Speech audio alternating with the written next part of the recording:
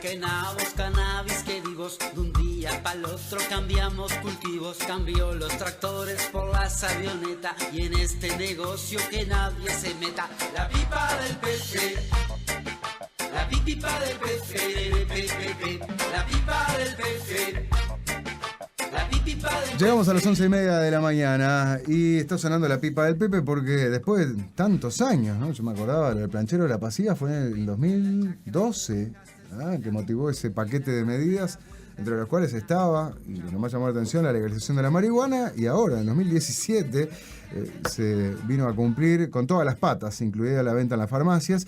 Y bueno, vamos a analizarlo con Pablo Romero, profesor de filosofía, que nos ha acompañado otras veces también aquí. ¿Cómo estás? Buenos días y bienvenido. Buenos días, Nacho. Muchas gracias por la nueva invitación. Bueno, está bueno filosofar, no sé si con un porro, pero bueno, filosofar sobre el porro. y este es todo un tema que ha generado un debate. Para empezar, porque creo que las encuestas arrojan que la mayoría de la población, por lo menos hasta ahora, se manifestaba en contra. Sí, ¿no? Yo leía algunos datos, en torno al 60%, ¿no? 60, o más de arriba del 60% estaba en contra. Ahora vos ves las farmacias con cola de gente también para comprar, ¿no? Sí. Y el número de inscriptos que va aumentando a razón de 500 por día, ¿no? Porque es lo que viene ocurriendo. Pero bueno, más allá de eso, podemos hablar desde el punto de vista sanitario. De hecho, yo veía distintos editoriales en los diarios. Por ejemplo, hay uno en el diario El País titulado Dale con la marihuana, ¿no? Y hace foco en, y leo textual, dice: lo grave de la situación es que la población reciba desde arriba un doble mensaje tremendamente pernicioso, y habla de que falta una campaña educativa previa, ¿no?, respecto a los riesgos que entraña fumar marihuana. Entre otras cosas, dice que cada porro tiene 10 a 20 veces más alquitrán que el cigarrillo, ¿no?, además de otros efectos que puede tener. Y por otro lado, veía también una editorial del diario El Observador que se titula, yo te dije, el del País es Dale con la marihuana. El Observador es Ahora la libertad. Ahora la libertad. Ya te da, obviamente, una tónica distinta. Y un párrafo de Miguel Arregui, que escribió esta columna, dice: que el Estado controle la quiniela o los casinos no los hace mejores, ni siquiera elimina el juego clandestino, pero al menos quita un poco de suciedad del medio. Bueno, algo de eso se espera que ocurra con el mercado de la marihuana. Bien. Y lo decíamos justo antes de salir al aire, que en verdad estas dos miradas en sí mismo no son contradictorias, ¿no? Porque yo creo que uno podría, sin mayor problemas, afiliar a las dos cuestiones. Sí. El tema de legalizar tiene, a mi entender, como una doble acepción, ¿no? Por un lado está la parte legal, ¿no? O sea, la legalización, como esto en estos momentos deja de ser un problema respecto de la ley, hay una circulación en la que el Estado interviene y de alguna manera quita esa suciedad, como dice, claro, ¿no? Como se plantea en El Observador. A su vez hay la otra acepción que uno puede tener de legalizar algo en el sentido de legitimar.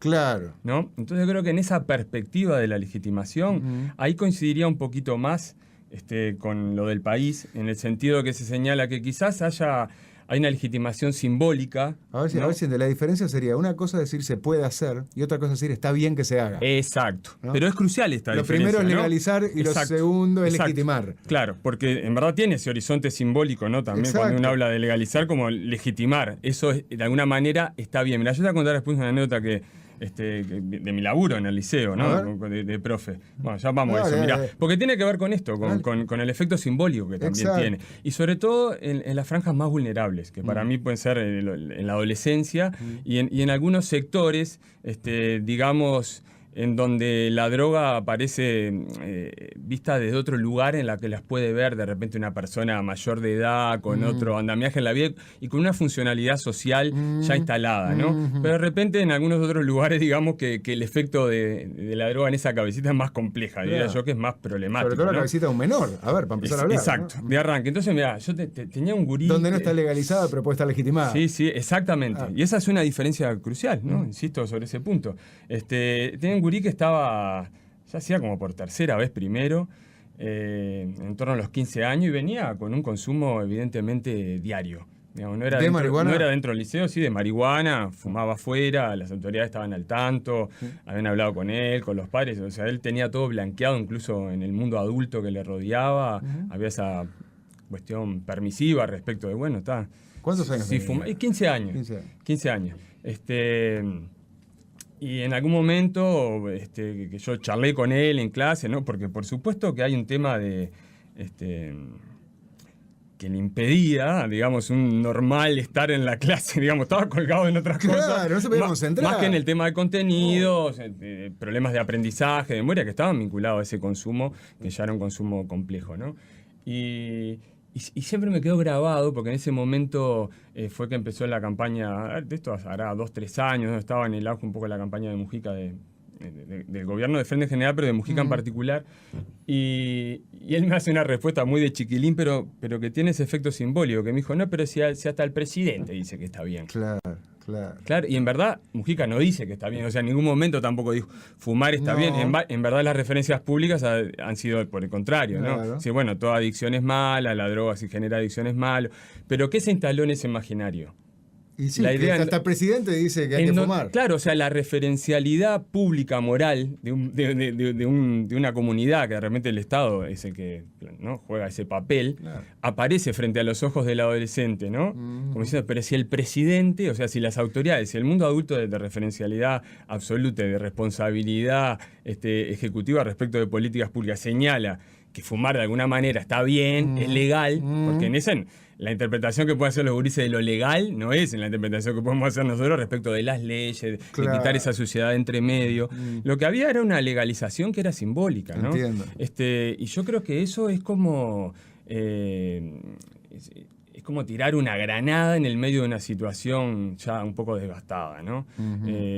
Y nos cuesta mucho remar después a los educadores plantear esta situación, ¿no? De que en determinada edad, sobre todo sin satanizar el consumo de droga, porque también está lo que siempre dice, el alcohol, el tabaco, claro. Vivimos empastillados en una sociedad que también se empastilla, o sea que sí es por circulación de drogas, pero es cierto que yo creo que hay que acompañar esta cuestión que yo comparto de legalizar en estos términos, por una campaña fuerte de educación, y en este momento yo creo que eso ha estado en el debe. No fue fuerte de arranque, hay una campaña está siendo fuerte las autoridades, ahora, ¿no? Pero yo no la he visto, no le he visto mucha presencia. No es visible, digo, no es que un... No. Claro, de nuevo, mira, yo decía el otro día, creo que la principal campaña y principal educación, como siempre, parte de los padres, ¿tá? Parte de nosotros. El tema es que este chiquilín, yo no sé qué padres tiene, ¿verdad? El que se pasa fumando porro, que vos me decías en el liceo, y tantos otros. O sea, ahí también está fallando una pata fundamental de la sociedad, ¿no? Entonces, bueno, ¿qué chance tiene el chiquilín, ¿no? Claro, y cuando se arrojan de repente, porque ahora hay esos mensajes simbólicos casi parecen en todo momento ser cool, ¿no? Fumar, o sea, ya pasa a ser, nos vamos al otro extremo, ¿no? Cuando antes parecía estar en la clandestinidad total, cosa que también estaba mal, ¿no? La prohibición que hasta generaba el gusto del riesgo y del peligro, también nos vamos al otro lugar, ¿no? Al planteo de una cuestión casi como fumar como una cuestión casi inocua, es un pastito en verdad lleno de propiedades, ¿no? Parece ya a esta altura mejor que el aloe, ¿viste? O sea nos vamos al otro extremo, ¿no? Ya parece legitimado incluso desde ese lugar. Sí. Y yo creo que hay que hacer referencia también a cuestiones sobre todo del consumo que puede despertar algunas desde patologías, yo psiquiátricas, dicen. Claro, incluso, ¿no? exacto. O sea, que puede haber y sobre todo en los adolescentes seguro, ¿no? Hay un artículo, mira, yo lo tengo acá en el celu, pero es que salió en La Diaria sobre finales del año pasado, donde justamente es del Colegio Médico del Uruguay y intervienen unas 3 universitarias que están trabajando sobre este tema. Y mira, Laura Sarubo, que es docente de clínica psiquiátrica de la Facultad de Medicina, bueno, entre otras cosas plantea, mira, hablando de la edad de este pibe, que el consumo en Uruguay, promedio, 14,7 años. O sea que en el entorno entre los 14 y los 15 años se están iniciando en fumar marihuana. No era específicamente sobre el consumo de marihuana. Y definitivamente es una edad compleja como para iniciar ese tipo de consumo. Absolutamente desaconsejado. Exactamente. El consumo de alcohol, de cigarrillo, de marihuana. Exactamente. Y mira, y esta profesional planteaba que las áreas más comprometidas por el consumo son la atención, la memoria, el procesamiento de la información, el razonamiento abstracto y las respuestas inmediatas a las tomas de decisiones. Lo que veía mi alumno. Claro, entre otras cosas, ¿no? Claro. Ahora yo digo, ¿no? Y esto lo discutí con una amiga. Digo, ¿sabes qué? De todas formas, el mal menor para mí, o la mejor opción, es la legalización. Claro. O sea, yo prefiero la libertad y el derecho de los adultos a poder consumir lo que quieran, y que se pueda hacer legalmente, como es con el alcohol y tantas cosas, pero que se combata, como decíamos, a través de la educación, con mensajes lo más fuertes posibles, con fiscalización, obviamente, ¿no? La problemática de los menores, sobre todo de determinados menores, a la inversa, pero a decir, no, entonces que no se venda para nadie, ¿no? Porque acá hay un riesgo, ¿no? Claro.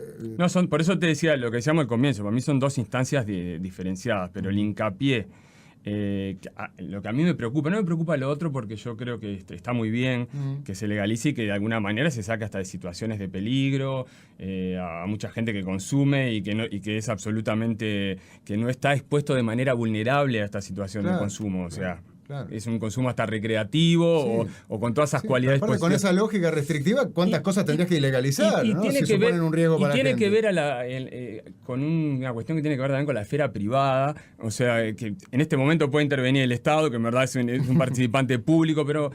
Pongamos que hay una intervención pública sobre algo que tiene que ver, en verdad, a mi entender, más con la esfera privada, ¿no? Y obvio, cada uno exacto, siendo un adulto responsable, y si quiero fumar todo el día, si me deterioro, ¿no? Salvo que afecte de alguna manera a otros o políticas públicas, pero fuera de eso, creo que nadie debería meterse en esta cuestión.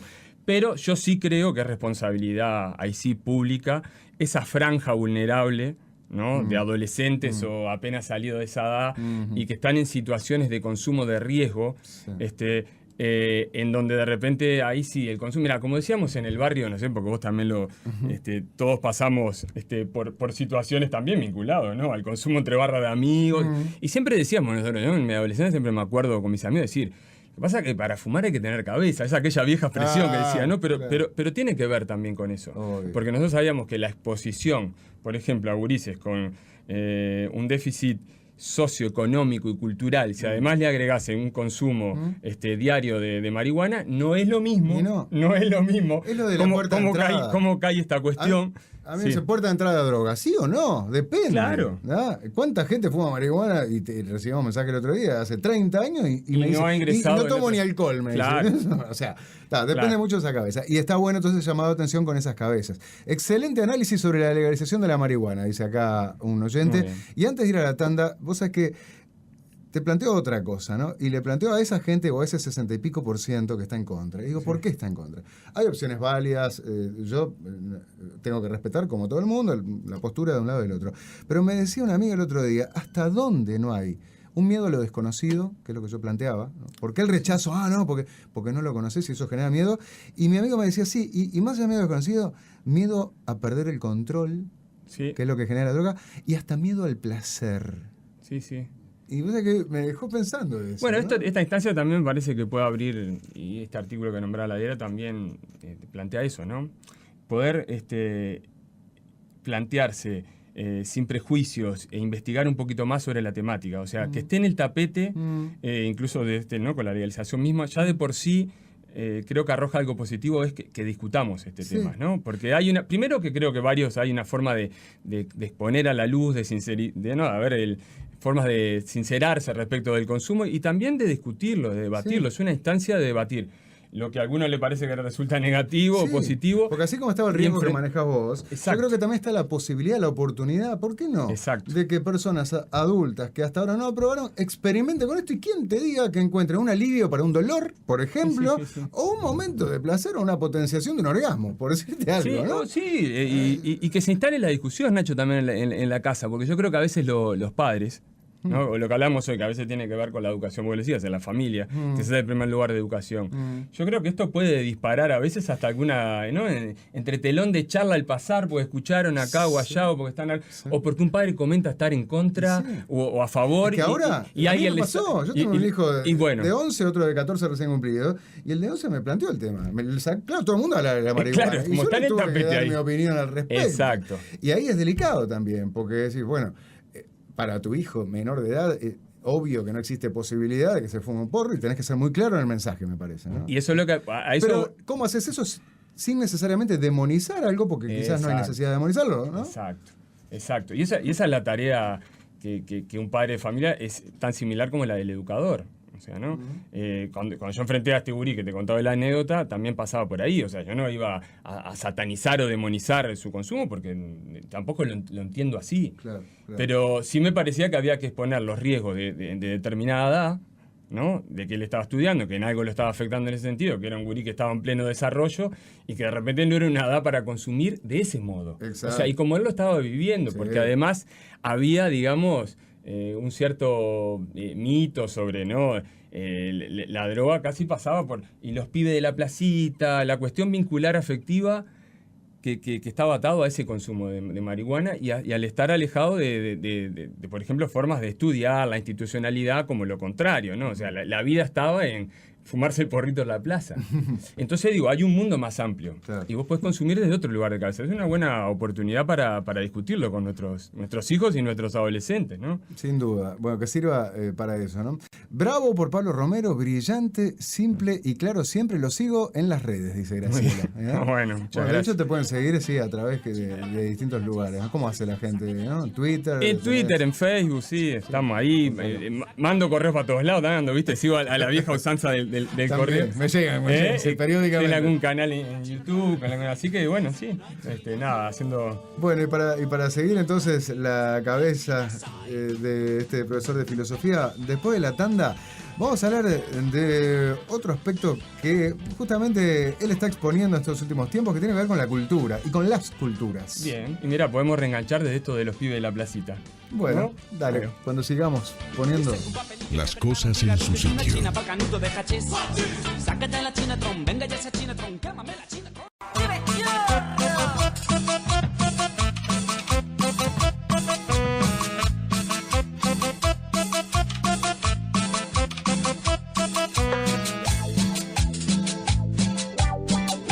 Y con los pibes chorros vamos a seguir filosofando. Pablo Romero con nosotros. ¿Y a qué viene esto de la cumbia villera? Bueno, mira, lo podíamos atar un poco con lo que veníamos hablando en el bloque anterior. Y tiene que ver un poco con los talleres que estoy también realizando sobre cultura. Que andamos de especie de gira rolinga culturosa por el interior, por el litoral. Arrancamos por el litoral noroeste. ¿Pero dónde das los talleres? Son unos talleres que están en el marco del sistema de circulación cultural del MEC. Entonces lo venimos dando en lugares que están asociados al MEC. En Frevento lo dimos en la UTEC, lugar bárbaro, por cierto, Sí, ¿no? que está ahí en el Anglo, en la zona del frigorífico. Y bueno, los talleres tienen que ver sobre el concepto de cultura. El título del taller es El fin de la cultura, así en forma de interrogante, un poco apocalíptico, que tiene como esas dos lecturas, ¿no? Respecto de si estamos frente al fin de la cultura. Esto tiene que ver con algo que plantea Vargas Llosa respecto de que el concepto de cultura se ha extendido, se ha estirado tanto que ya todo es cultura, y dice Vargas Llosa, por lo tanto ya nada lo es.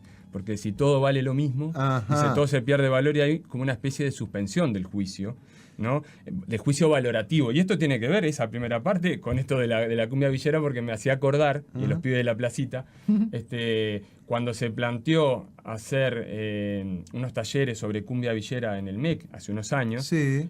García Vigil pegó el grito en el cielo, Me acuerdo. y lo que planteó era que, bueno... Que dijo que la cumbia villera era como la pasta base que consume la gente. Todo duro en la apreciación. Que salió la que era ministra de Cultura, María Simón, ese momento. ¿tá? Diciendo que eran declaraciones clasistas, la de García Vigil.